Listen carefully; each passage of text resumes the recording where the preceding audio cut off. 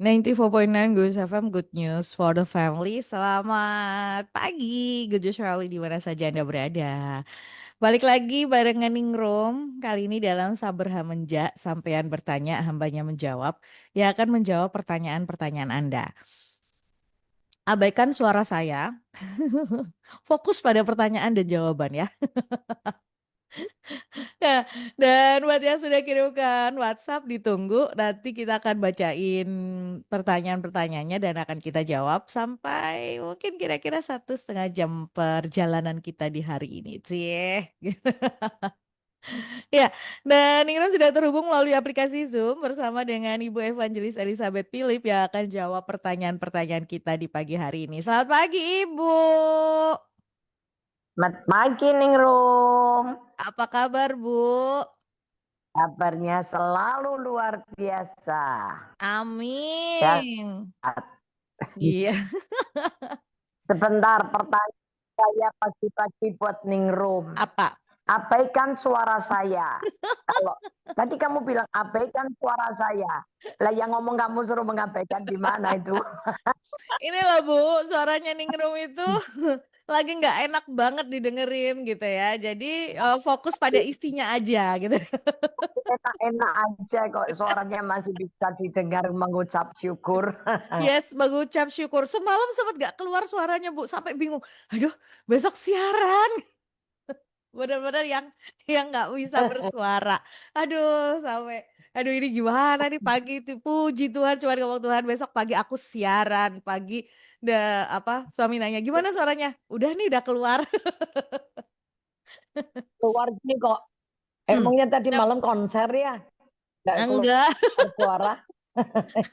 nggak tahu nih beberapa hari memang lagi suaranya au. Oke, Ya, ini ada beberapa ya. pertanyaan. Ningrum merasa bahwa minggu lalu Ningrum melewatkan satu atau dua pertanyaan. Jadi ketika saya cek-cek ulang, ternyata loh ini kayaknya pertanyaan ini kok belum dijawab ya. Tapi semoga em, yang mengirim pertanyaan ini pagi ini dengerin gitu ya, nggak apa-apa lah ya. Walaupun terlambat. Paling tidak kalau lihat rekamannya terus lihat oh ini ya ternyata pertanyaan saya sudah dijawab gitu ya. Oke.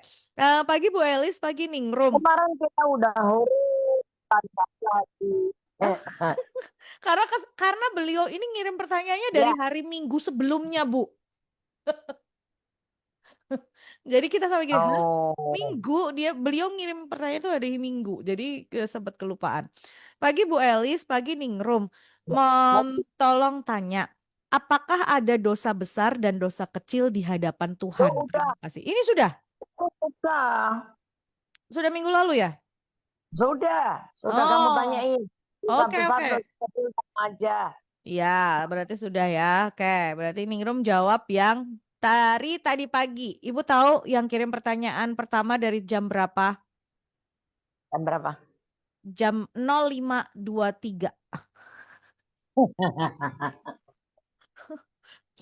Keren. 05.35. Ya ampun, pagi-pagi sudah kirim pertanyaan buat Sabar Hamenja. Tapi nggak apa-apa ya. Oke, Nah, kita jawab-jawab pertanyaannya. Pagi Bu Elis dan Ningrum, pagi. Ini kalimatnya saya jadi agak sedikit geli. Mohon petunjuk ke jalan yang benar. Berarti jalannya selama ini nggak benar. Harusnya sudah tahu eh, apa? Udah tahu Yesus itu jalan dan jalan kebenaran kan ya? Iya, jalan kebenaran. Dan hidup. Kebenaran itu sesuatu yang benar nggak perlu dikoreksi lagi. Ya, Dia betul. Yesus itu jalan, bukan kebetulan, Nah, tapi jalannya kebenaran kebenaran. dan Ya, menuju pada hidup. kehidupan. Yes, betul. Jadi kalau minta petunjuk jalan yang benar, baca firman ya, ibu atau bapak yang tanya, baca firman, jalan ikuti petunjuk jalan itu, Ya, lakukan, nanti Anda akan mengetahui, oh ternyata jalan ini benar. ya. Kenapa? Karena membawa kita kepada kehidupan. Amin. Yes. Kehidupan itu menyenangkan, menggairahkan. Mm-mm. Ya, oke. Betul. Lanjut ya. Di Matius 5 ayat 48 dikatakan haruslah sempurna sama seperti Bapa kita sempurna. Itu maksudnya sempurna dalam hal apa Bu Elis? Kalau fisik suruh sempurna kan ya sulit Bu Elis. Iya. Yang dimaksudkan Bapak kita itu sempurna. Bapak kita itu kan roh adanya. Ya. Jadi kita harus memiliki roh dan jiwa yang sempurna. Bisa enggak? Bisa. Kenapa? Karena roh yang sempurna dari Tuhan Yesus sudah diberikan diam dalam hati kita, menyertai kita sampai akhir zaman. Jadi bisa. Ya, oke. Ya. Kalau Yesus sudah tulis, sudah di situ disebutkan bisa, ini kan perintah gitu ya. Ya berarti kita bisa gitu. Karena Tuhan tidak pernah memberikan kepada kita perintah yang nggak mungkin untuk kita lakukan. Kalau dia sudah perintahkan berarti dia sudah kasih kemampuan. Ya. Artinya kalau sudah Tuhan perintahkan itu sesuatu hal yang udah diukur kemampuannya dan kita pasti bisa gitu kan. Lalu pertanyaan selanjutnya, apakah ada tokoh di Alkitab selain Tuhan Yesus yang sempurna Bu Elis? Nggak ada. Jawabannya singkat, pasti nggak ada. Yang sempurna di tokoh di Alkitab dari Kejadian sampai Wahyu yang paling sempurna hanya Tuhan Yesus. Karena memang dia datangnya dari surga. Dan dia kembali ke surga dan akan datang lagi ke dunia. Ya kan? Sedangkan semua tokoh yang ada di dalam Alkitab itu di buku kitab suci manapun itu semua dari dunia.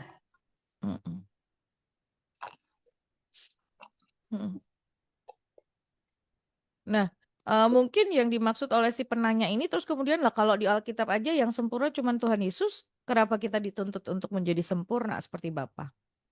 Nah, karena yang lain tokoh yang lain kan tidak pernah menerima rohnya Yesus kecuali setelah kita ini dan kita yang terima Yesus itu yang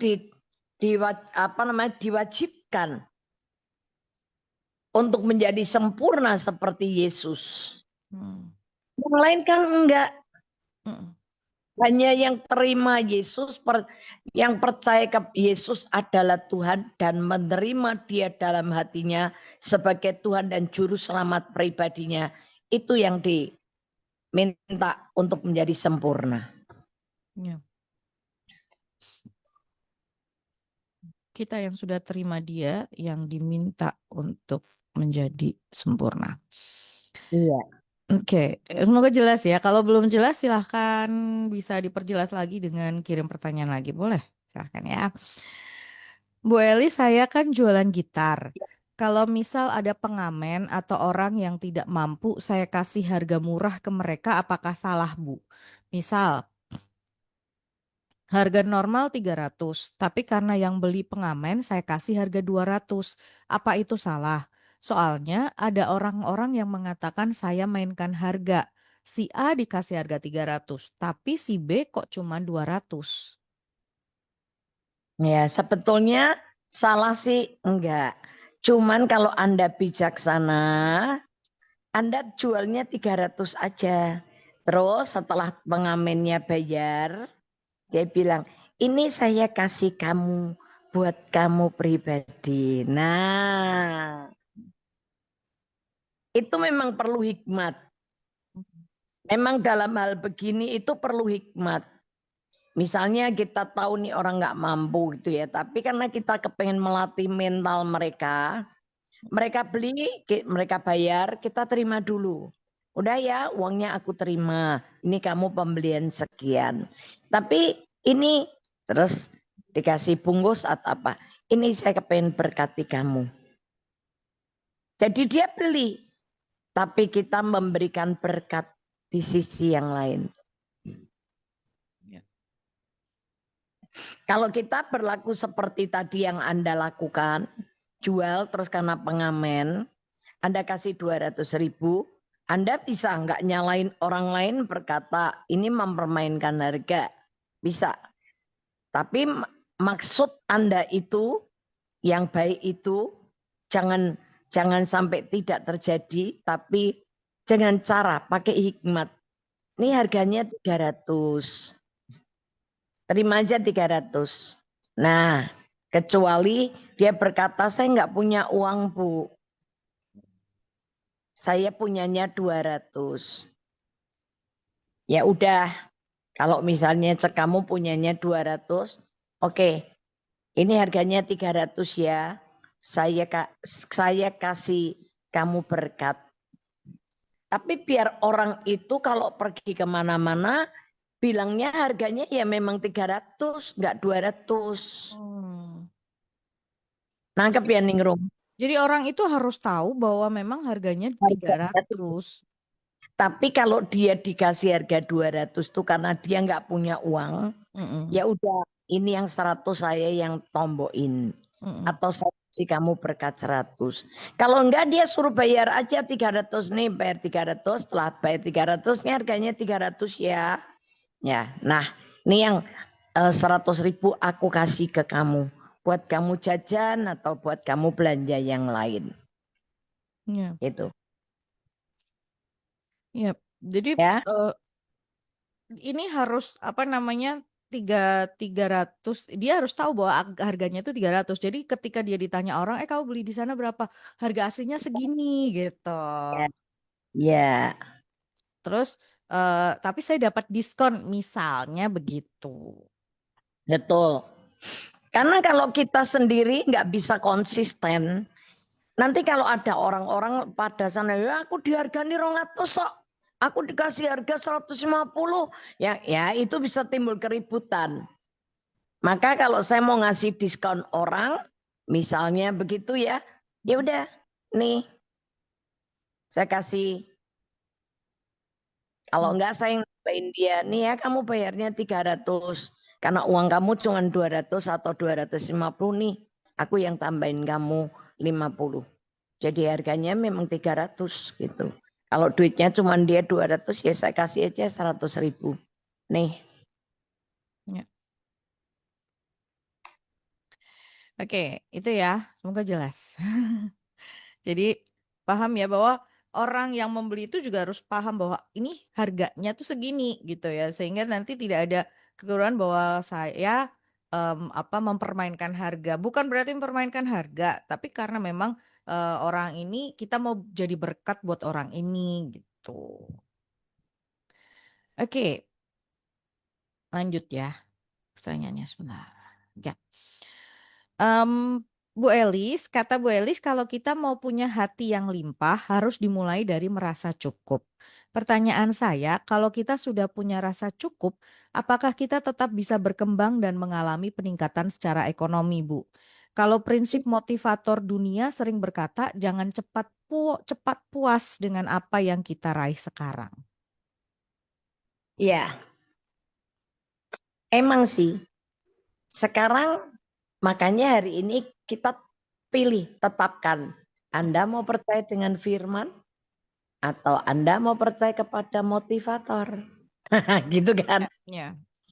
Ini pilihannya dulu nih. Mm-mm. Karena kalau firman itu dasarnya adalah kebenaran. Tapi kalau seorang motivator itu nge-push Anda untuk yang jalan itu ambisi, nafsu, Mm-mm. ya. Mm-mm. Ini perbedaan dasarnya dulu. Kalau Tuhan mengajari ibadah itu kalau disertai dengan rasa cukup, itu akan menimbulkan syukur yang besar. Ya. Beda lo cukup puas dengan maksudnya apa tadi? Jangan merasa cukup puas dulu. Oh enggak, itu dalam karya, dalam bekerja, kita harus nggak boleh cukup puas dengan kerja kita. Mm. Maksudnya, Ya. Pekerjaan kita itu jangan kerja kualitasnya cuman di level 60 atau 50 kita udah puas. Enggak. Mm-mm. Kalau kerja kualitasnya harus maksimal. Ya. Tapi kalau rasa syukur cukup, itu bicara hati. Ya. Beda. Mm-mm. Ya. Kalau pelukis misalnya, kalau melukis atau menjahit atau mengerjakan sesuatu, Karya. nah Ya. maksimalkan Ya. ya. Mm. Tapi rasa syukur itu, rasa puas itu untuk kebutuhan kita dalam hidup ini. Kan ada orang itu yang nggak pernah bisa Wah. merasa cukup gitu loh. Ya. Ya. Wis ayune kaya ngono lho. Wis ayu, mulus, menik-menik, operasi. Irunge Iya. mancung, digawe mancung. Lho piye bingung saya. Iya. Itu enggak pernah rasa apa ya? Karena tidak merasa cukup Iya. itu jadi dia enggak bisa bersyukur. Ya. Mungkin ini contoh aja yang seringkali jadi bedanya jadi tipis, Bu. Misalnya seorang marketing, gitu ya. Iya. Seorang marketing dia ditarget oleh perusahaannya, dia harus hasilkan katakan level sekian ratus juta setiap bulan misalnya. Nah, Iya. yang dimaksud rasa cepat-cepat merasa cukup itu jangan sampai ketika dia sudah achieve itu terus dia merasa wah nih loh aku sudah achieve misalnya sudah capai target. Padahal sebetulnya dia mampu untuk melampaui target, untuk Nah, menjual lebih. betul. Nah, Itu ini loh. Ini bisa yang tuh contoh yang bagus tuh Ningrum. iya, karena seringkali orang apa ya, bedanya tipis gitu loh. Terus kemudian dijadiin satu. Padahal ini kan marketing ini kaitannya bukan dengan masalah pendapatannya dia. Ini adalah satu hal yang dia sedang lakukan gitu kan. Iya. Dia Kemampuan dia. betul. Dia sedang bekerja untuk perusahaan, untuk tempat kerjanya dia, untuk dia bisa mengusahakan yang terbaik gitu loh. Nah, Ya. kalau yang dimaksud dengan rasa cukup di dalam diri kita, contoh misalnya, Ningrum udah punya satu tas nih, tapi ketika ngeliat tas yang lain, padahal tasnya masih bagus, masih bisa dipakai, ih kayaknya itu bagus ya, nggak cukup cuman satu, pengen yang lain gitu loh. Terus akhirnya Oh, itu bukan sebuah kebutuhan, tapi itu sebagai sebuah keinginan yang kemudian kita beli. Atau contoh, kita harus apa dress code katakan, oh baju pink, kita udah punya warna baju pink nih. Terus kita merasa, aduh baju pink itu udah kuno, udah ketinggalan zaman, kita nggak merasa cukup dengan itu gitu. Terus kita membeli lagi yang lain misalnya gitu. Nah ini akhirnya perbedaan antara kebutuhan dan keinginan di situ. Itu loh rasa cukup yang harusnya kita punya. Ini perbedaannya jelas kan ya di sini.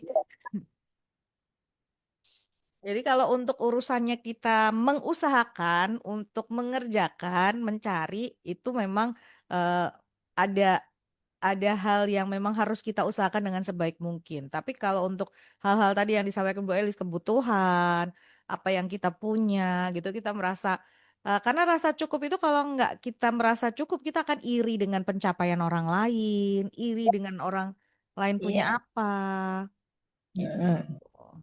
Semoga jelas nih contoh-contohnya. Iya. Em, ini ya, tadi jelas ya kalau sudah merasa cukup, apakah tetap bisa berkembang dan mengalami peningkatan? Pasti.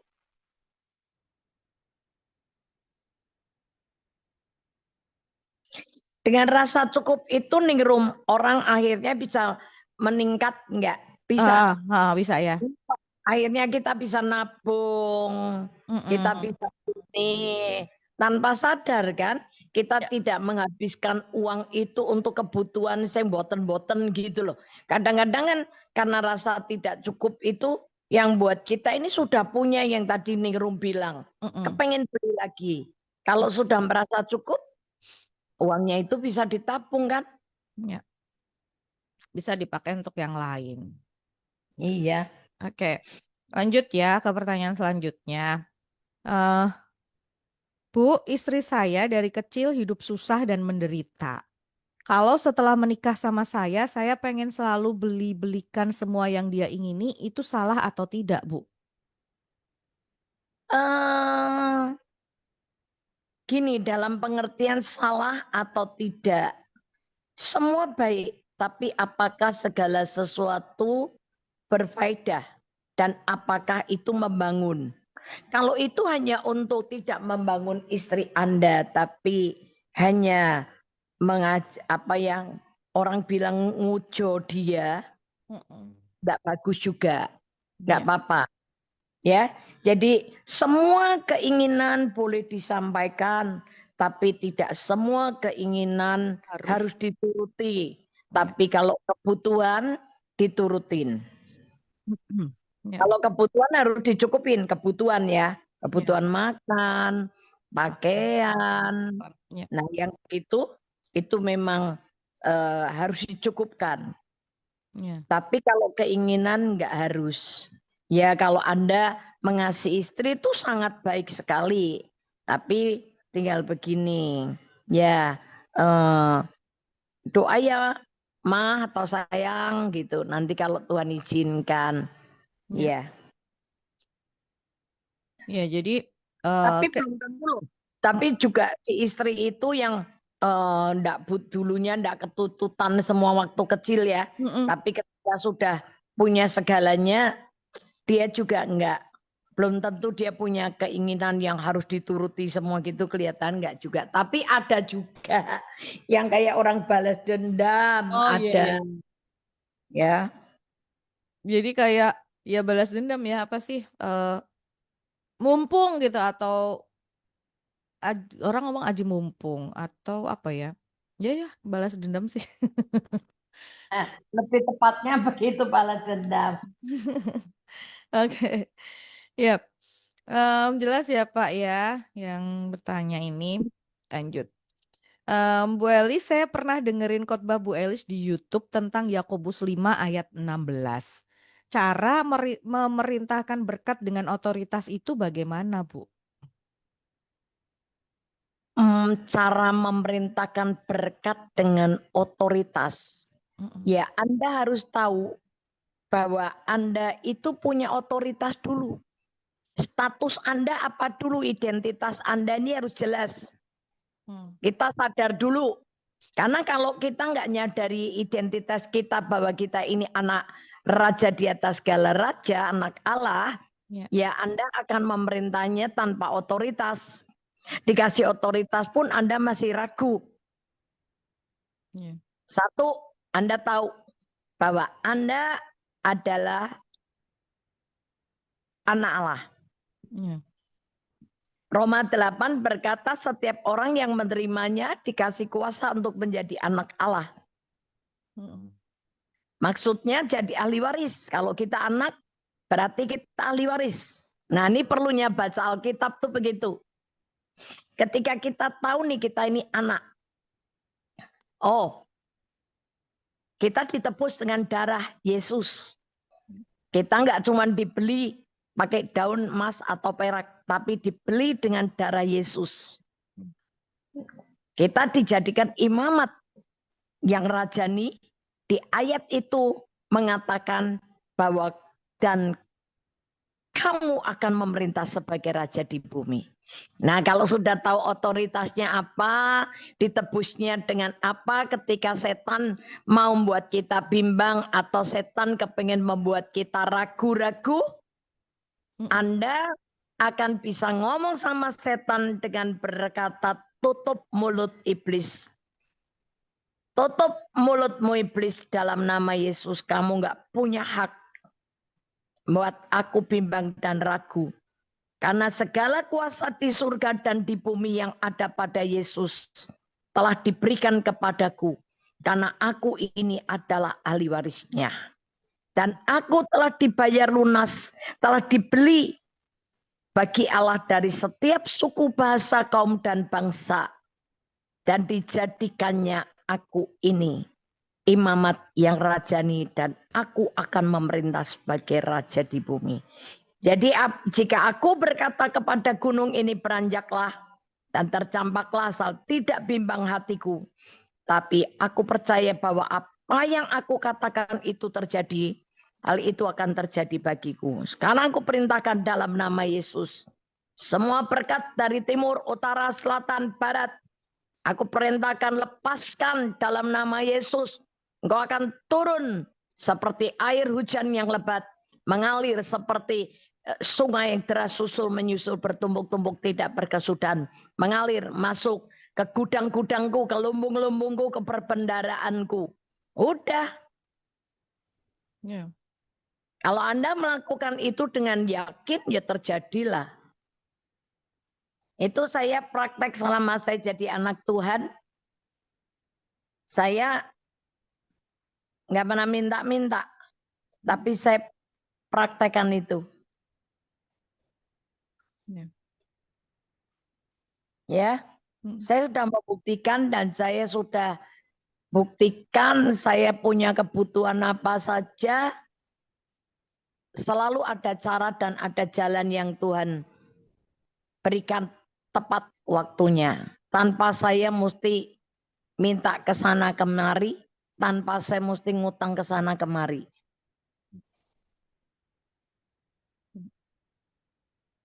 Ya. Ningrum. Iya. Oh, tak pikir hilang suaramu. Enggak. Iya. Oke. Ya. Jelas ya, nih yang disampaikan Bu Eli sebenarnya ini juga beberapa kali kita bahas gitu ya. Baca firman supaya kita ngerti posisi kita di mana. Lalu perkatakan firman itu di dalam kehidupan kita. Terus Tanpa tujuan. ya nggak ada tuduhan. Kalau kita memperkatakan tapi masih ada itu tuduhan sih gak Bu? Misalnya tuh lihat mana gitu. Hal-hal begitu itu kan masih tuduhan kan Bu? Iya, itu intimidasi iblis. Hmm. Mana bisa? Hmm. Kamu itu orang berdosa kok. Ya. Ya, kamu nggak mungkin lah doamu didengar Tuhan. Itu tuh yang perkataan-perkataan itu yang membuat kita jadi ragu-ragu. Tapi Ya. kalau kita ngerti hak kita, oh kita nggak usah bimbang, nggak usah ragu-ragu. Ya. Bilang aja bener aku dulu berdosa. Memang aku dulu berdosa. Tapi kamu jangan lupa setan, darah Yesus telah menyucikan aku. Mengampuni dosaku. Menyucikan aku dari yang jahat. Ya. Oke, keren ya. Ini itu loh. Setiap Rabu kita diingetin tuh nggak bosan sebetulnya. Tapi ya jangan cuma didengar, dilakukan ya. Yang heran kita juga nggak bosan-bosan loh. Jawab. Itu yang paling saya bingung. Saya ngerasain bener itu ya. Itu kan kenapa aku nggak pernah bosan-bosan ya. Padahal jawab hal kayak gini itu kan nggak ratusan kali. Belum sama orang yang konseling. Belum yang telepon. Ya kan Bu? Itu meneguhkan hatiku kok malahan kok. Ya. Ibaratnya tuh kita tuh ketika kita mengeluarkan sesuatu, kita tuh justru ditambahin sama Tuhan gitu ya. Terus jadi kita semakin mantep gitu. Semakin, wih keren ya gitu ya, Tuhan tuh keren gitu. Oke, lanjut ya. Saberha Menja. Pagi Ningrum, pagi Bu Elis, pagi. Ini yang tadi kirimnya di 6:30 pagi. Keren ya WhatsApp itu. Ya, luar biasa. Saya kan buka toko. Setelah saya doa perintahkan malaikat bawa orang-orang ke toko saya, apakah yang harus saya lakukan, Bu? Waktu nganggur nunggu pelanggan datang. Perlu nggak, Bu, barang-barang dagangan saya tak tumpangi tangan dan saya berkati satu persatu? Loh, ngucap syukur aja. Ngucap syukur, ditumpangi tangan, boleh nggak diberkati dengan lewat Anda duduk di kursi Anda tumpangi tangan ya boleh sambil nata barang-barang, sambil noto barang-barang gitu di dalam nama Yesus, ya kan? Terus setelah melakukan itu, ucap syukur sambil nyanyi, ngucap syukur sambil baca firman kalau di toko gitu kan. Ya. Pokoknya enggak usah konsentrasi. Enggak usah gini sambil tunggu deg-degan kok ora teko-teko yo. Duh kok belum ada yang beli. Enggak usah gitu. Udah nyanyi sambil nyanyi. Ya. Sambil ngucap syukur sambil nyanyi, sambil ngucap syukur sambil ngapa gitu ya. Ya. eh Kadang-kadang orang itu ketika sudah ini ya tadi ya berdoa gitu ya, terus nunggu kapan ya doaku dijawab. Jadi terus terpaku yang dipikirin itu terus gitu kan, Bu? Iya. Seringkali terus kemudian hanya mikir, kok Tuhan nggak jawab-jawab ya? Kok mana sih kok belum laku ya gitu. Jadi hanya Kok pembelinya belum datang ya, pasti malah digituin sama setan. iya. Jadi tinggal nyanyi aja. Aku punya Tuhan yang besar, Iya. yang telah berjanji dan sanggup menggenapi imanku bersepakat. Nyanyi aja udah. Ya, betul. Karena semakin kita mikir, terus kita ini lama-lama kita bisa terpengaruh tadi dengan intimidasi atau hasutan Sampai tadi ya. dibawa jiwa kita mengembara Iya, kemana-mana, keluaran, mikir sing ora-ora engko, iya, ya toh. betul. Terus nanti tuh lihat mana, wah gitu. Nanti akan ada hal-hal seperti itu yang terus kemudian dilakukan. Oke, doa, doa tadi sudah nyanyi, gitu ya, nyembah Tuhan, tinggikan namanya Tuhan gitu kan. Oke, lanjut. Bu, kalau ada orang pinjam uang satu kali tidak dikembalikan, terus besok-besok mau pinjam lagi, apakah perlu kita pinjami lagi, Bu? Loh, ya ditanya kenapa kamu kapan hari pinjam belum Mm-mm. bayar. Karena kalau kamu bilang pinjam, kamu punya kewajiban membayar. Ya. Kecuali kamu minta, diajari orangnya. Kalau dia berkata aku belum punya uang, dia bilang gitu. Mm-mm.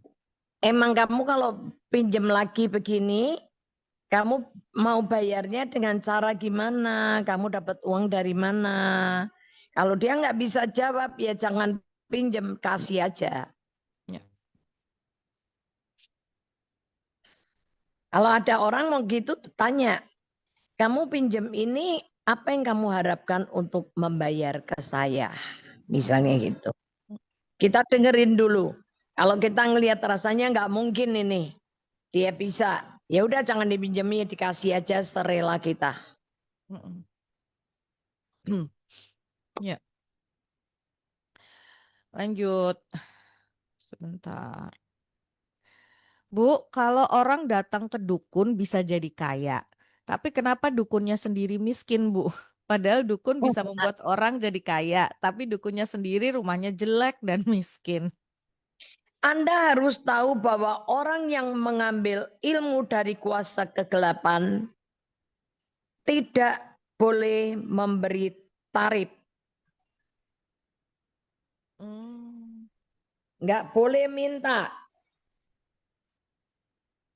Kalau memberikan harga mahal atau memberikan harga tinggi atau kasih tarif yang mahal, ilmunya akan hilang.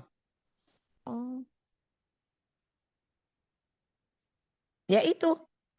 Maka lihat ya, setan itu memberi ilmu sama kita. Dia aja tahu bagaimana kita harus berbagi. Ya, Mm-mm. apalagi Tuhan. Ya. Seringkali Tuhan memberikan karunia sama kita. Justru dimanfaatkan untuk cari duit sama hamba-hamba Tuhan. Mm-mm. Padahal harusnya kalau dikasih ilmu begitu, dikasih kuasa sama otoritas sama Tuhan, kita tidak boleh terima duit. Mm. Itu larangan keras. Itu ilmu bisa hilang langsung. Mm. Saya tahu itu. Karena dulu latar belakangnya begitu kan. Ya. Jadi tahu bahwa orang-orang dan sampai hari ini saya lihat orang-orang yang memang punya ilmu mijet, untuk apa, dia nggak ngasih tarif. Saya tanya, berapa Pak? Nggak, sukarela. Saya lihat, oh ini orang ngerti. Entah tukang pijet, entah tukang, saya liatin, oh yang punya ilmu pada begitu. Dia nggak ngasih tarif, dia nggak minta. Tapi kalau dia dikasih duit banyak sama orangnya, boleh. Ya, itu sebabnya. Karena nggak bisa kaya, kenapa? Ya, karena dia harus tetap kok. Nanti dia sendiri kalau sudah waktunya orang apa ya, ngejoki gitu, mending rom ngejoki itu nyetor, nambahin lagi itu loh. Untuk masanya sudah habis kayak pulsa. Perpanjangan. Nah, perpanjangan. Kan kita orang dulu nak ngomong ngejoki, ayo ngejoki gitu loh. Perpanjangan. Perpanjangan itu harus pergi ini, harus sesajen ini, harus melakukan ritual apa itu, duit dikembali dibagikan lagi. Jadi kapan sugih ya rasuge. Ya. Lanjut. Masih banyak soalnya nih ya. Ini yang udah pada liburan atau sambil menunggu bersiap-siap nanti malam mau ibadah sambil dengerin good news. Bu, di dalam Amsal 18 ayat 21 dikatakan hidup dan mati dikuasai lidah. Itu maksudnya apa, Bu? Kenapa lidah bisa membuat mati? Nah, gini. Saya dulu pernah jelasin gini. Setan itu tidak bisa baca hati dan pikiran kita. Maka orang itu kalau nggambarin setan itu telinganya panjang. Dan nenek saya dulu bilang gini kalau setiap kali nasihati. Nak ngomong hati-hati. Ya. Ono setan lewat ndak kebaden. Ya. Kejadian beneran. Ya. Makanya Tuhan sendiri juga memberitahukan sama kita bahwa hidup dan mati itu dikuasai lidah. Barang siapa menggemakan, dia makan buahnya. Misalnya gini, orang selalu bilang gini, susah. Dia ngomong susah sekali, nanti perkataan itu seperti menggema. Susah. Berkali-kali yang kita dengar dengan telinga. Maksudnya menggema itu begitu. Nah, bilangan 14:28 ngomong begini. Ini ada ayatnya, ada latar belakangnya. Bilangan 14. 28. Bilangan 14 ayat 28. Katakanlah kepada mereka, demi aku yang hidup, demikianlah firman Tuhan, bahwasanya seperti yang kamu katakan di hadapanku, demikianlah akan kulakukan kepadamu. Tuh, apa yang kamu katakan di hadapanku? Kita ngomong sama temen, ngomong sama suami, sama istri, sama anak, sama orang tua, sama bos, sama siapapun. Apa yang kita ngomong itu kita ngomong di hadapan Tuhan. Dan setan pun nguping, dengerin. Apa yang kita ngomongin. Kalau ngomong yang baik, ya itu yang dikerjakan Tuhan. Tapi pas giliran ngomong jelek, yang ngerjain bukan Tuhan tapi setan. Dia akan datang sebagai pendakwa dengan berkata, stop Tuhan, kok enak Tuhan mau berkati dia. Orang dia ngomongnya susah kok. Dia ngomong susah kok. Dia ngomong gak punya duit kok. Nah, akhirnya gak punya duit beneran. Nangkep ya? Nangkep. Oke, Tuhan berkati. Jadi apa yang kita perkatakan gitu ya. Ini ayatnya di bilangan, sambungannya itu di bilangan 14 ayat 28. Apa yang kita perkatakan itu yang dilakukan. Itu di 1 Petrus 3 dan di Ulangan juga ada. Siapa kepengen mencintai hari-hari baik, itu harus menjaga bibirnya terhadap ucapannya. 1 Petrus 3:12 nah enggak salah. 1 Petrus 3. 3:12 kah? Di Mazmur ada juga sih. 1 Petrus 3 ayat 12. Sebab mata Tuhan tertuju, Bu, 1 Petrus 3 ayat 12. Sebenarnya bukan, Oh, ayatnya bukan. ayat 10, ayat 10. Oke. 1 Petrus 3 ayat 10. Siapa yang mau mencintai hidup dan mau melihat hari-hari baik, ia harus menjaga lidahnya terhadap yang jahat dan bibirnya terhadap ucapan-ucapan yang menipu. Nah, udah itu. Ya. Jadi itu ya. Kenapa kok dikatakan lidah tadi hidup dan mati dikuasai lidah. Jadi apa yang akan hidup kita itu dikuasai oleh bagaimana perkataan kita. Makanya kita bilang perkatakan firman Tuhan gitu ya, Bu. Ya. Kayak Ya. ngomong perkatakan firman Tuhan karena hidup dan mati dikuasai oleh lidah. Jadi lidahnya diganti daripada omongan-omongan yang tadi berganti dengan firman Tuhan. Seperti itu. Dari terhadap perkataan yang menipu. Ya. Kadang-kadang di sekitar-sekitar kita ini ya, karena mata ngelihat, telinga dengar, terus setan bilang nggak mungkin, nggak bisa buat kamu. Nah, itu perkataan kayak gitu tuh nggak usah didengerin dan nggak usah diucapkan balik. Ya. Itu perkataan yang menipu. Betul.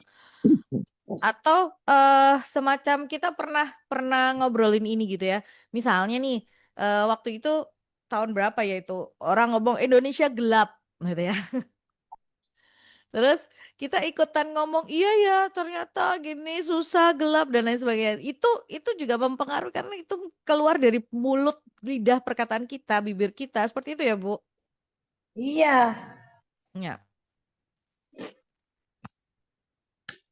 Dan itu nipu sekali. Banyak orang yang tertipu akhirnya mempercayai apa yang mata dan telinga dengar. Ya. Ya, padahal itu semua bohong semua. Tetap yang terjadi itu firman Tuhan. Amin.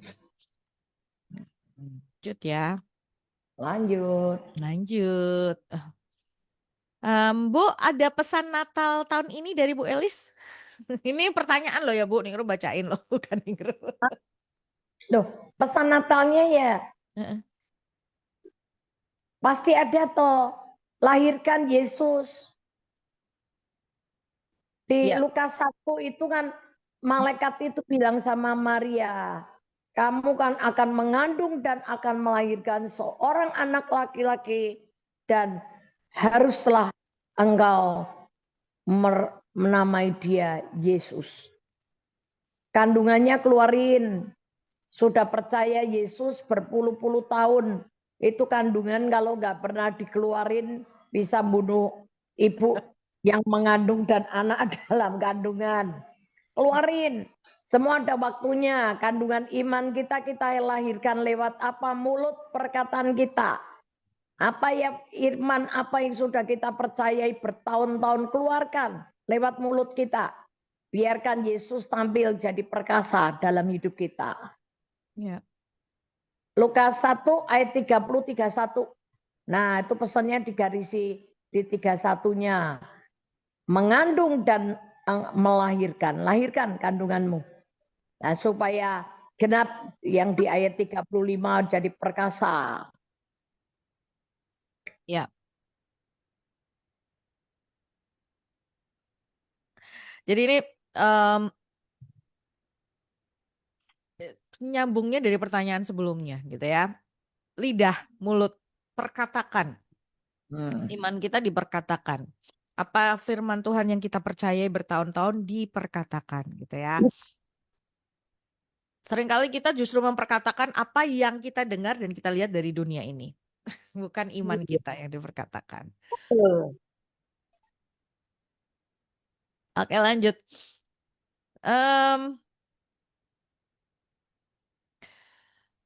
Iya ini masih sambungannya. Bu Elis dapat pesan Tuhan apa Bu untuk tahun 2026? 2026 ya nanti untuk tahun depan dong. Tapi kalau disampaikan di good news sekarang, wah.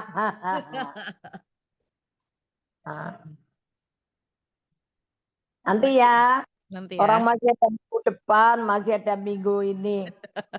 Minggu depan kita masih siaran loh. Oh, Masih. tanggal 31 kita tetap siaran. Yes.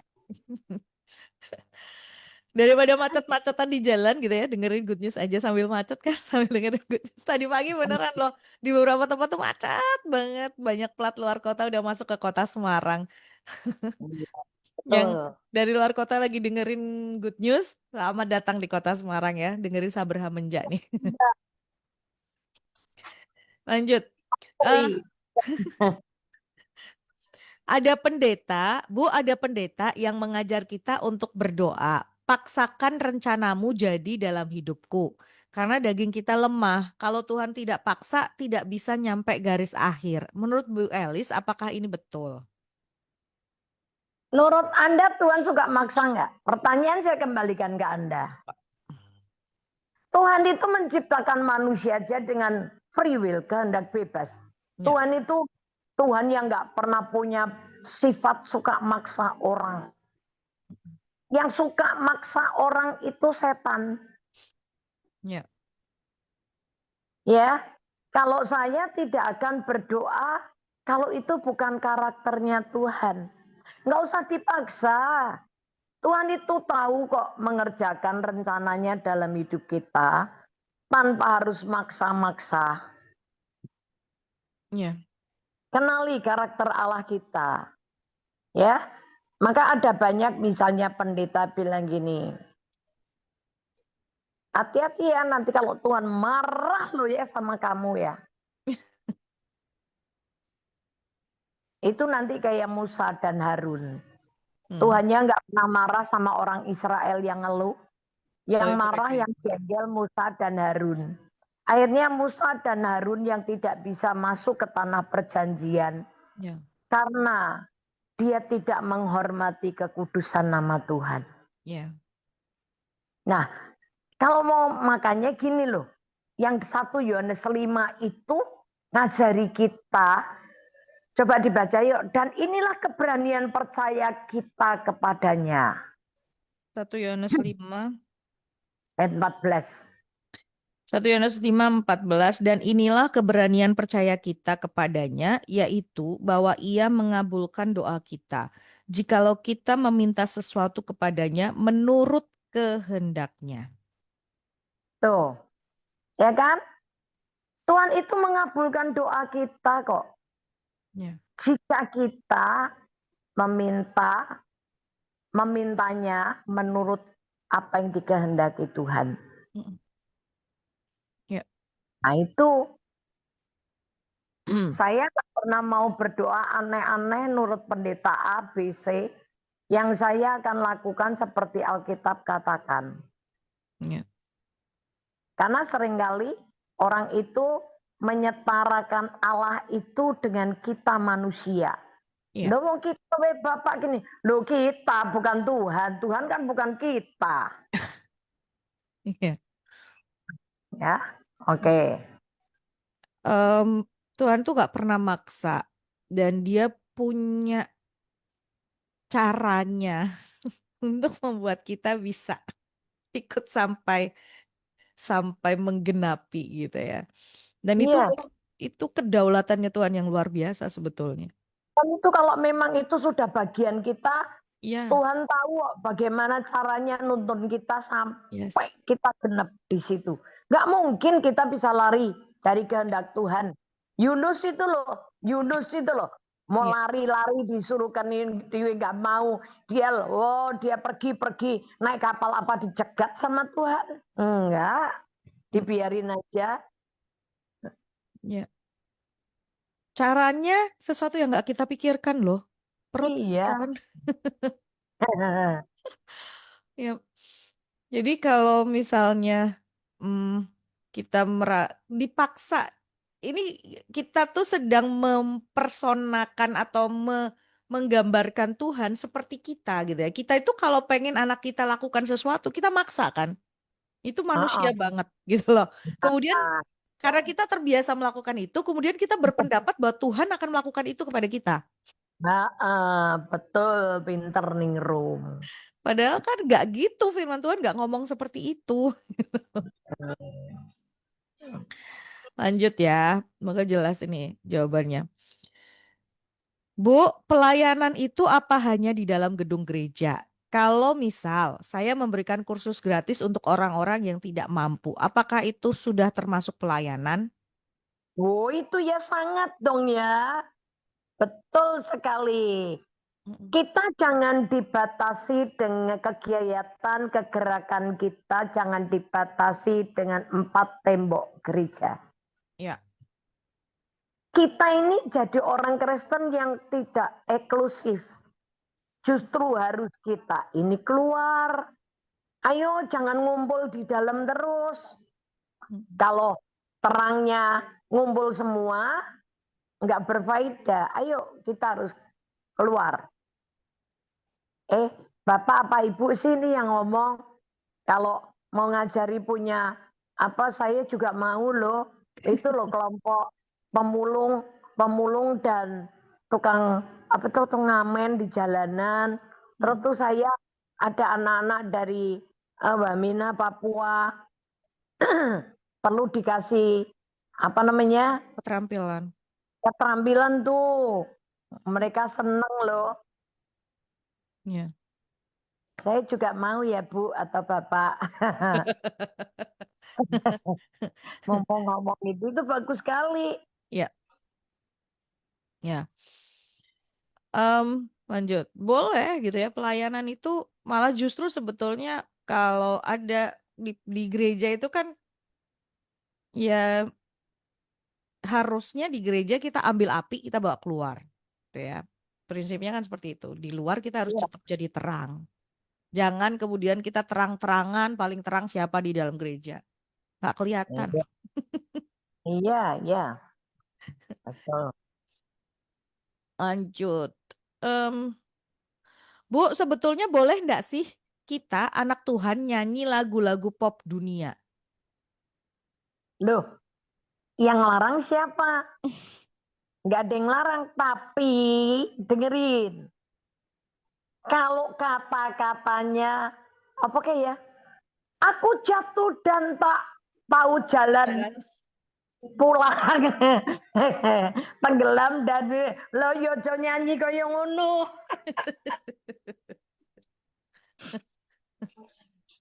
Jangan nyanyi seperti itu karena itu kan perkataan yang tadi mati dan hidup. Ya.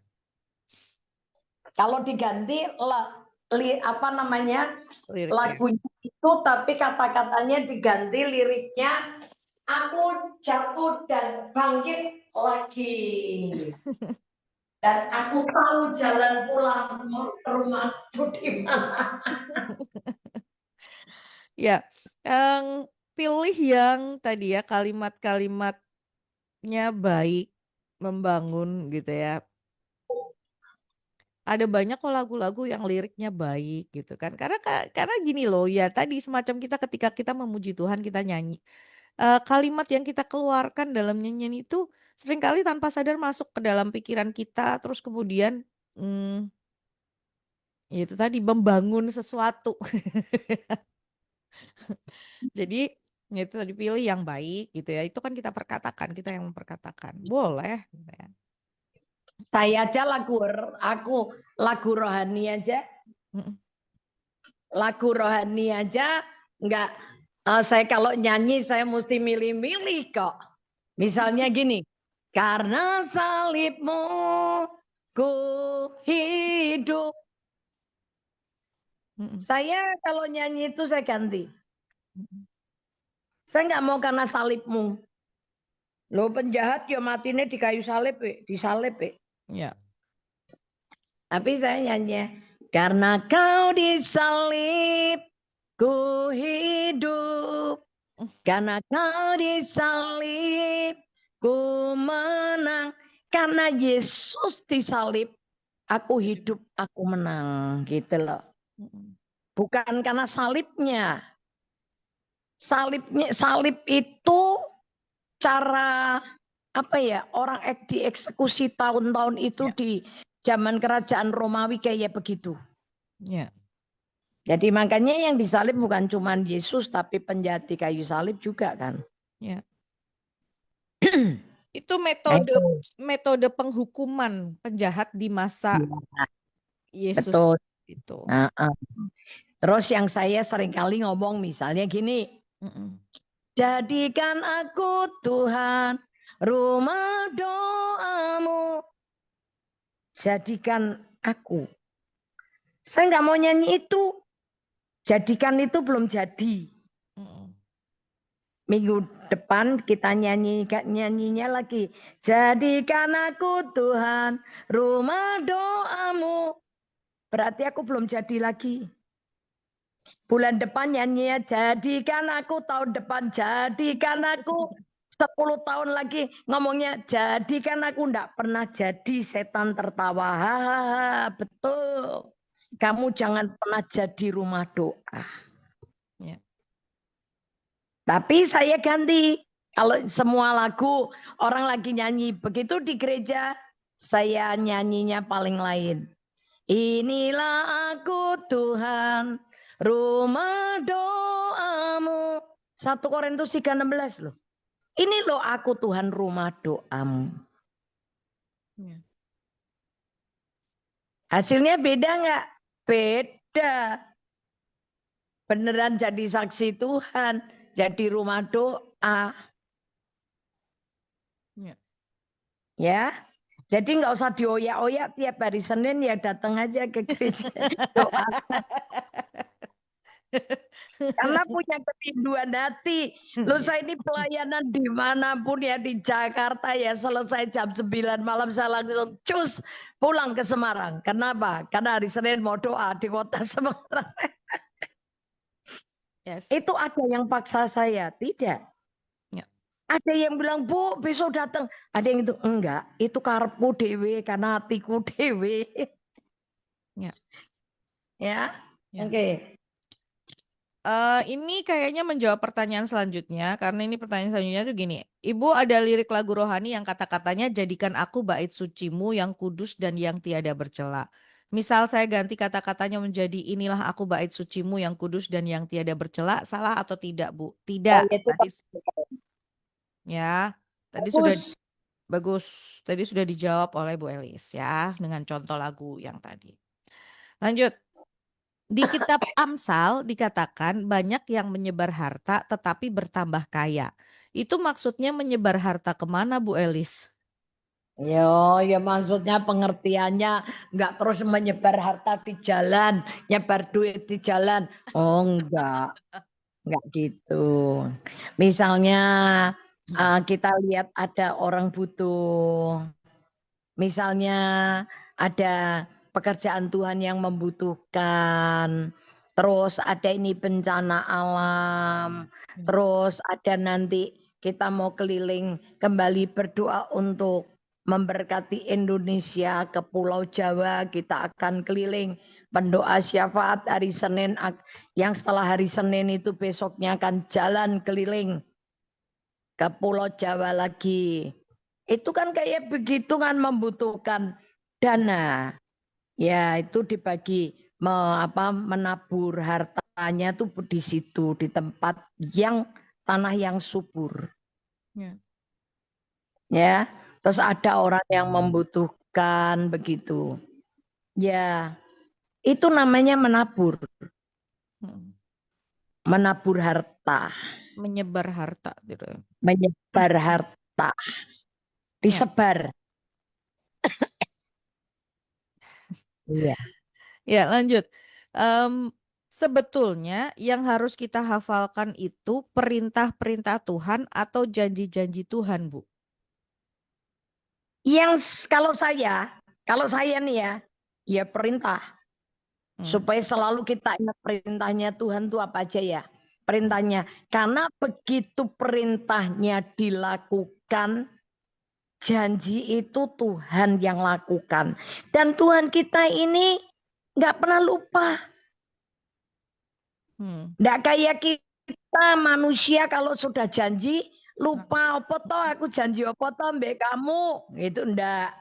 Kalau Tuhan walaupun kita enggak pernah nagih, Tuhan itu pribadi yang konsisten. Yang gentle. Dia sudah ngomong, dia tidak pernah menarik apa yang dia katakan. Jadi kalau saya akan mengingat segala perintah Tuhan.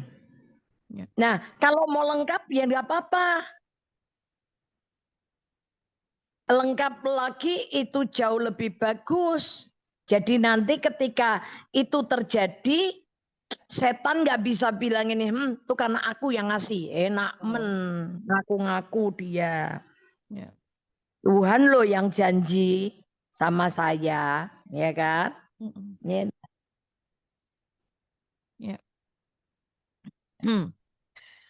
Lalu setiap pagi perlu enggak Bu kita deklarasikan janji-janji Tuhan itu? Kalau saya tidak mendeklarasikan janji Tuhan, tapi saya mendeklarasikan firman Tuhan yang Tuhan katakan. Misalnya begini, ini misalnya ya, aku mengaku dengan mulutku bahwa Yesus Kristus adalah Tuhan. Misalnya gitu. Dan aku percaya dalam hatiku bahwa Allah telah membangkitkan Yesus dari antara orang mati. Maka aku telah diselamatkan. Sebab dengan hatiku aku percaya aku dibenarkan. Dan dengan mulutku aku mengaku aku diselamatkan.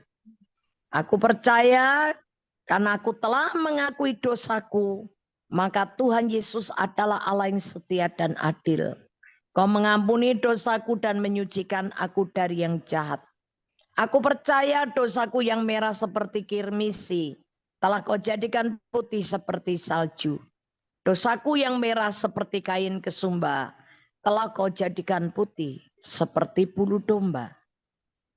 Nah, yang saya deklarasikan tiap hari itu, aku percaya Tuhan Yesus Engkau adalah pengasih dan penyayang, panjang sabar dan berlimpah kasih setia. Tidak selalu engkau menuntut dan tidak untuk selamanya engkau mendendam. Aku percaya engkau tidak melakukan setimpal dengan dosaku dan engkau tidak membalas aku setimpal dengan kesalahanku. Tapi aku percaya setinggi langit di atas bumi, demikianlah besarnya kasih setiamu atas hidupku, orang yang takut akan engkau. Sejauh timur dari barat, engkau telah menjauhkan aku dari segala pelanggaranku. Seperti Bapa sayang anaknya, demikian juga engkau Tuhan Yesus sayang kepadaku, orang yang takut akan engkau. Aku percaya darah Yesus telah menyucikan aku dari segala dosaku. Dan oleh darah Yesus hati nuraniku telah disucikan dari perbuatan-perbuatan yang sia-sia. Sehingga aku beribadah kepada Allah yang hidup. Aku percaya darah Yesus telah menguduskan aku. Aku percaya darah Yesus telah membeli aku bagi Allah. Dari setiap suku, bahasa, kaum, dan bangsa. Dan menjadikan aku imamat yang rajani. Dan aku akan memerintah sebagai raja di bumi. Aku percaya darah Yesus telah menebus aku dari cara hidupku yang lama dan sia-sia. Aku percaya darah Yesus telah melepaskan dan membebaskan aku dari cengkeraman kuasa setan dan iblis. Karena itu aku perintahkan setan dan iblis, kau tidak punya hak atas hidupku. Karena aku percaya darah Yesus telah membenarkan dan menyelamatkan aku dari murka Allah. Amin. Dan deklarasi imanku itu bukan deklarasi tentang janji tok. Tapi aku ngerti itu mengingatkan aku statusku itu apa. Mengingatkan saya akan identitas saya itu apa, membangun diriku sendiri di atas dasar firman. Itu banyak lagi yang saya deklarasikan tiap hari. Deklarasi saya seperti itu. Tuhan Yesus, aku percaya Engkau adalah terang dunia. Dan berbahagialah aku yang mengikut Engkau, sebab aku tidak akan berjalan dalam kegelapan. Melainkan aku mempunyai terang hidup. Aku percaya terang Tuhan sudah terbit atasku. Dan kemuliaan-Mu telah menjadi nyata dalam hidupku. Nah, saya ngomongnya begitu. Ya. Ya, Iya. oke. Jadi dideklarasikan itu kita tahu betul posisi kita siapa gitu ya. Identitas Nah, siapa. itu lebih tepat dibandingkan cuma janjinya. Loh, Ya, janjinya kalau kita nggak melakukan bagian kita ini, janji itu nggak akan terjadi kok. ya, ya. Betul. Jadi harus tahu mana yang penting. Yes. Anda harus bisa mengerti dulu yang penting tuh yang mana. Ya. Penting untuk tahu posisi kita, identitas kita agar gitu ya. Mau nanti ada intimidasi atau tadi yang ngomong em, ih mana gitu ya, nggak mungkin gitu itu kita udah nggak akan terpengaruh karena kita tahu betul siapa kita di hadapan Tuhan. Gitu. Yes, itu ya. Lanjut. Bu mau tanya, waktu Bu Elis disuruh Tuhan mengerjakan desa Tlogoweru itu, Bu Elis dengar suara Tuhan audible atau tidak? Saya dapat penglihatan. Hmm. Ketika Tuhan tanya, kamu tahu aku di mana? Saya bilang tidak. Dan ketika itu mataku dibuka, aku melihat Tuhan ada di lapangan-lapangan, di kandang, di hamparan sawah ladang. Hmm. Dan Tuhan bilang, nih aku di sini, kamu mau? Yes, kerjakan. Ya udah, terus saya kerja aja langsung. Saya bantu petani, saya bantu peternakan, saya bantu banyak di 20 desa lebih. Yang saya bantu bukan cuma Tlogoweru loh. Dari Boja, Sragen, Purwodadi, Tegowanu, Tlogoweru, Meranggen, sampai Sumowono, sampai mana daerah Limbangan, sampai daerah itu banyak, ada 20 desa lebih. Ya, Ya, oke. oke. Lanjut, lanjut sebentar. Lanjut pertanyaannya lagi. Bu, misal saya disuruh Tuhan lakukan sesuatu. Boleh tidak kalau saya minta tanda dari Tuhan untuk menguji apakah itu benar suara Tuhan atau tidak, Bu? Ya, boleh-boleh aja. Kalau nggak yakin, masih perlu peneguhan, ya silakan. Ada satu nas Alkitab yang berkata begini, terhadap angkatan ini aku tidak akan memberikan tanda. Hmm. Ya. Ya, Hmm. jadi kalau memang Anda ragu, Anda minta tanda boleh. Tapi kalau Anda udah dikasih tahu jelas, Anda minta tanda lagi, itu berarti Anda meragukan Ya. Tuhan. Saya begitu saya kenal Tuhan itu, ketika saya lihat itu, saya nggak minta tanda lagi, saya langsung bergerak. Ya. Ya, oke. Ya. Boleh, boleh. Boleh. Untuk latihan sekali, 2 kali boleh, tapi jangan terus-terusan. Kita meragukan Tuhan. Iya. Lanjut. Bu, kenapa orang yang mau mati atau meninggal rata-rata mengalami sakit terlebih dahulu ya, Bu? Enggak, Enggak. enggak semua harus sakit dulu. Kalau Ada. sakit itu karena ada campur tangan yang lain, mungkin kesalahan pribadi. Ini ada teman saya lagi jalan-jalan di Jepang Mm-mm. sama anak-anak cucunya, Mm-mm. lagi duduk di bis, dipikir tidur. Ketika dibangun-banguni sama cucunya, nggak bangun-bangun, ternyata udah meninggal. Lagi jalan-jalan di Jepang. Mm-mm. Ya.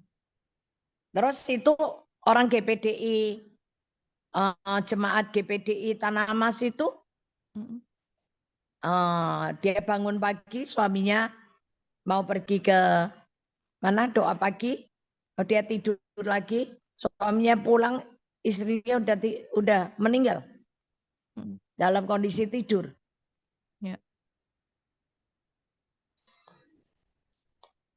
Saya punya teman dulu pemain musik di Isa Al-Masih, Dr. Cipto.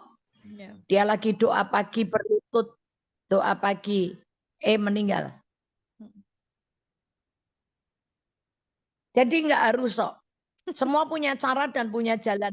Jalannya balik ke surga itu masing-masing. Nggak ada yang bisa diprediksi. Itu haknya Tuhan. Ya. Dan kita Nggak nggak harus bisa sakit dulu. menghakimi. Ya, dan kita nggak bisa menghakimi kalau orang itu karena Ya. kecelakaan, oh ini dosa, oh ini enggak. Ya.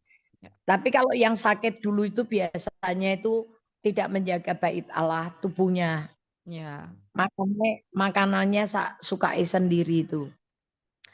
Nek ingat betul ya tahun 2023. Ya akhir tahun gitulah Bu Elis tuh sempet ya di Saberham menjagi nih ya. Ibu tuh aku lupa pertanyaannya apa. Ibu tuh bilang gini, Ningrum, orang mau mati itu hak dan otoritasnya Tuhan. Mau dia sakit lama nggak mati-mati bisa. Oh, Dia ya nggak loh. sakit mati langsung bisa. Jadi bukan dan itu kalimat yang nancep banget di hati saya inget betul sampai hari ini. Iya kan Bu? Iya, betul. Ini ada teman saya yang apa namanya perutnya udah dilubangin. Kalau buang kotoran tuh lewat perut. Mm-mm. Itu udah puluhan tahun. Masih seger. Iya. Walaupun tulang kulitnya kurus banget. Kebalut sama tulang aja. Mm-mm. Eh, sampai sekarang masih hidup. Iya. Tapi ada saudaranya yang cuma 4 bulan langsung meninggal loh. Iya. Ya besiku Tuhan, otoritas Tuhan. Itu otoritasnya Tuhan. Masalah caranya itu cuman cara. Tapi waktu dan ketetapannya itu udah ketetapannya Tuhan gitu. Ya. Yes, itu sih sebetulnya jawabannya begitu.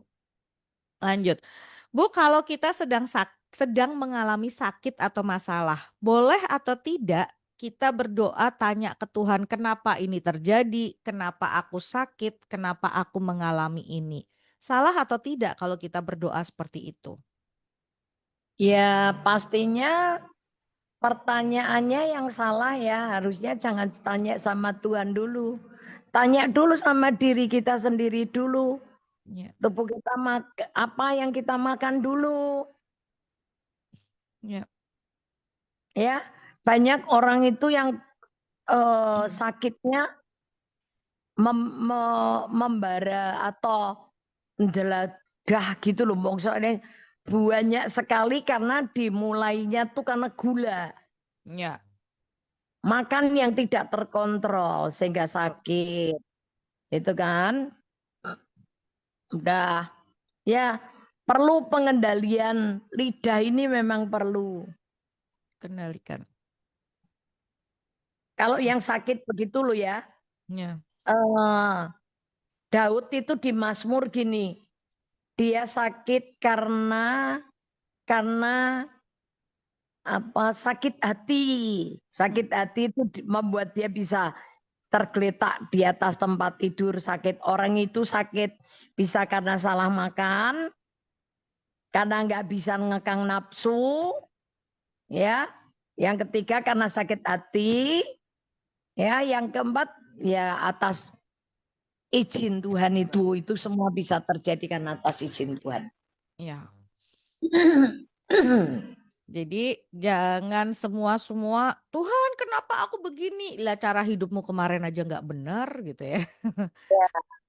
Lah kamu aja sembarangan misalnya gitu. Tapi yang Oh, pasti ada maksudnya Tuhan gitu ya. Ya kalau udah gitu mengucap syukur sih sebetulnya. iya makan durian nggak kira-kira. Nah, Udah sakit tapi makan durian. Walah. Makan itu yang dibilang terus secukupnya boleh. Tapi ya, coba kalau bisa secukupnya. ya, Saya dari kecil tuh diajari makan mm-mm, berhenti sebelum kenyang. ya, Saya tuh makan walaupun suka ya, mm-mm, tapi saya akan berhenti sebelum kenyang. mm-mm. Saya nggak pernah makan sampai manet gitu sampai terus yang sampai orang bilang apa tuh cekek ningrum. Nggak ngerti Enggak. istilahnya. Iya. Jadi makan tuh nggak pernah sampai yang kenyang net Kenyang. gitu nggak pernah. Terus kalau minum aja habis makan aja saya hanya dikasih minum itu cuman minum seteguk untuk kumur mulut. Iya. Nanti minumnya setelah setengah jam, setelah 1/4 jam baru minum. Iya. Yap. Jadi itu tadi ya. Kadang-kadang kita ini yang suka seenaknya sebetulnya. Nanti kalau sudah Oh, terjadi sesuatu kita nanya, ini kenapa? Gitu. iya, mengabaikan banyak hal, enggak Ya, ngentengke. nyentege betul, gampang ke. Ada yang bilang Gampang. mumpung eseh enom gitu. Ah, ya. Padahal yang sakit begitu yang masih muda-muda juga banyak gitu kan. Oh, justru sekarang anak muda kecil-kecil udah kena gula. Iya, Sudah, bener. waduh, ngeri loh. Iya, bener. Nah, itu dia. Menjaga bait kudus, bait Allah ini loh, tubuh ini tuh dijaga dengan baik. Lanjut ya. Shalom Bu Elis, mau tanya, bagi orang yang sudah meninggal itu katanya ada dua, Taman Firdaus dan Rumah Penantian. Tolong penjelasannya. Iya, Taman Firdaus itu rumah penantian Hmm, untuk yang bagian masuk ke surga. mm-mm. Tapi alam penantian buat orang yang tidak percaya Yesus itu namanya Hades. Hades. Ya, Firdaus Ya, dan Hades. Hades. Ya. Tempat orang kaya dengan Lazarus. Lazarus sama dengan Bapak Abraham di Firdaus. Si orang kaya tinggalnya di Hades. Ya. Oke, lanjut ya. Jelaskan ini kalau nggak salah minggu lalu atau minggu lalunya lagi kita bahas tentang ini banyak komplit ya. Pagi Bu Elis dan Ningrum, saya mau tanya, Allah memberkati pada waktu tidur ada di ayat mana ya Bu? Itu di Mazmur 127 ayat 2c. Mazmur 127 ayat 2c. Sebab ia memberikannya kepada yang dicintainya pada waktu tidur. Tuh ya. Lanjut. Mana nih? Ya, pagi Ningrum dan Bu Elis, saya mau tanya. Saya bekerja merawat rumah walet sudah 24 tahun. Dulunya rumah walet tersebut hasilnya baik, dengan berjalannya waktu sekarang hasilnya turun drastis. Solusinya bagaimana ya Bu Elis? Solusinya ngucap syukur aja udah. Ya. Ngucap syukur Mm-mm. dan jangan sampai pekerjaan itu menjadi berhala buat Anda. Yang harus kembali solusinya, kembalikan hati Anda, duduk diam, renungkan balik apakah rumah walet itu sudah jadi Tuhan Anda, berhala Anda. Kayaknya kalau enggak rumah walet itu Anda enggak bisa dapat berkat Tuhan. Nah, itu bisa. Kalau itu memang jadi berhala Anda, ya bertobat. Ampuni aku Tuhan, kalau telah menjadikan rumah walet ini berhala. Hmm. Ya. Nah, bisa aja itu Tuhan sengaja singkirin. Mm-mm. Mm-mm. Ya. Ya, oke. Lanjut, masih ada waktu? Masih. Pagi Bu Elis, pagi Ningrum, pagi. Maaf mau curhat sedikit sekaligus bertanya. Boleh. Kami punya teman sepelayanan yang berulang kali mengalami kepahitan, merasa tidak diperhatikan. Berulang kali sudah dikunjungi, lalu kembali beribadah. Hilang lagi. Dikunjungi kembali. Terakhir hilang lagi, Bu. Dan dari cerita ada yang bilang kalau dia sakit hati lagi dan tidak mau mengampuni. Kami tidak tahu penyebabnya apa. Kami sebaiknya harus bagaimana ya Bu untuk menolongnya?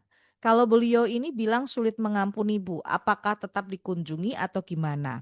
Karena selama ini kalau keluarga ini ada yang sakit atau kenapa-kenapa tetap kami kunjungi.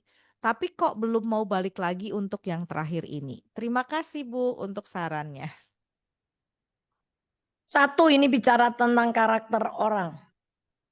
Nah, menghadapin orang begini kita nggak bisa cuma ngomong.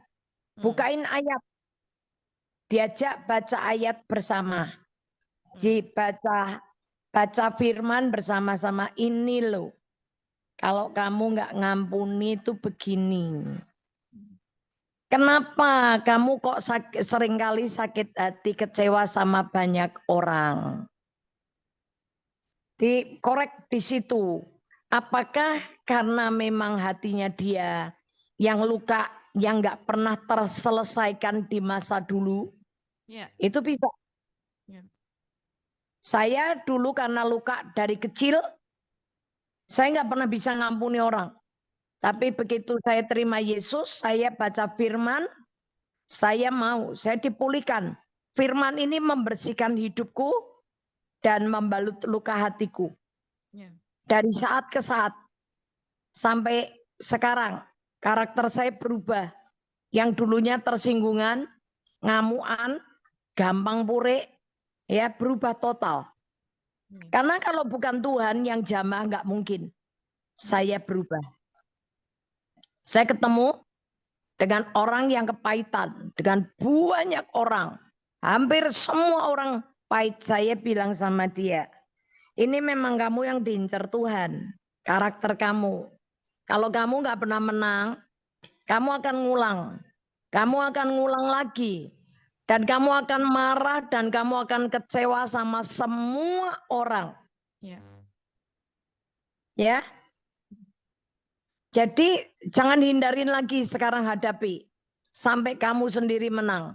Begitu kita menang, kita nggak akan ketemu orang yang nyebelin kita lagi. Ya. Kita nggak akan ketemu lagi sama orang yang nyakitin hati kita. Mau ada pun ketemu orang yang nyakiti kita, kita udah nggak sakit hati. Ya. Berarti ini orang luka hati. Ya. Jadi jangan ditinggal, didampingi. Tapi kali ini kalau datang jangan cuma ngomong. Ya. Kita sharing yuk, baca Alkitab. Nah, Anda bacain, cariin ayatnya, kasih ke dia. Dia suruh baca nih, lihat. Begini. Terus pelan-pelan dikasih tahu. Nggak usah diajak ke gereja dulu, nggak apa-apa. Yang penting hatinya lukanya sembuh dulu. Ketika lukanya sembuh, nanti kan dia mau datang sendiri. Ya. Ada Orang, tipe orang pendendam begini memang ada. iya, orang yang terluka itu disentuh sedikit aja dia ngamuk gitu ya. Oh, teriak. Iyalah. Iya kan? Luka fisik loh ya, luka fisik gitu ya. Ngebayangin kita keterluka gitu ya. Itu sakit kan? Jadi Iya. semua itu jadi salah karena sakit. Iya. Ini lukanya belum sembuh. Ya nyalain semua orang, Nyalain kesenggol semua dikit ya. orang. Nyalain orang. Kesenggol dikit marah, senggol dikit marah karena lukanya dia masih sakit, lukanya dia masih belum Iya. sembuh. Iya. Jadi yang utama adalah luka ini disembuhin dulu. Ya Dulu. kita nggak tahu lukanya apa, yang tahu ya orang itu gitu kan. Iya. Betul. Dan dia itu juga tersiksa loh sebetulnya. Iya, Orang betul. dengan luka itu nggak enak. Dia sangat-sangat tersiksa. Orang itu badannya kalau nggak luka ya digaruk nganggu kuku panjang aja enak banget loh Iya malah betul, betul. mau gua telenak ya. Ya. Tapi kalau luka jangan bilang pakai kuku. Kesentuh pakai kulit halus aja bisa teriak. Iya, betul, betul. Kesenggol itu loh Nah, sakit iya. gitu kan. Kena Dan kain sutra aja bisa teriak. kita nggak tahu sudah seberapa dalam lukanya, sudah seberapa parah si luka ini. Jadinya ya kita juga nggak bisa judge, maksudnya nggak bisa menghakimi dia. Oh dia masa nggak mau sembuh dan sebenarnya nggak bisa seperti itu karena kita nggak tahu seberapa dalam dan sakitnya luka itu di dalam dirinya. Jadi ya tadi betul dikunjungin, diajak sharing firman, eh, dikorek, apa ya, luka ini harus sembuh gitu ya. Tuh dia. 10-3-2. Wow.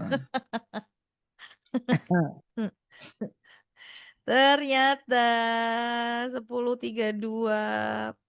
Tak terasa ya. Nggak terasa. Ada beberapa pertanyaan yang belum sempat kita jawab, tapi saya simpan pertanyaannya buat minggu yang akan datang ya. Karena Rabu depan kita datang lagi di Sabar Menja. Yang yang punya pertanyaan minggu depan ya dengerin kita. Oke, Bu, seperti biasa, kesimpulan dari yang kita bahas hari ini atau pesan buat pendengar? Iya, yang saya hanya pesankan di Natal tahun ini, Anda ingat bahwa Yesus itu bertambah besar hikmatnya, Hmm. berkenan di hadapan Allah dan manusia. Jadi, yuk kita semua bertumbuh, roh kita semakin kuat, kian hari bertambah kuat, dan jadi sangat amat kuat, supaya hidup kita berkenan di hadapan Allah dan manusia.